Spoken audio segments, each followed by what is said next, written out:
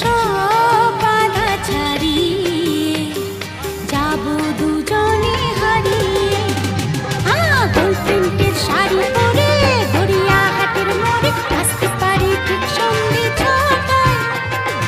এলাম যে কথা নিতে পুজো অষ্টমীতে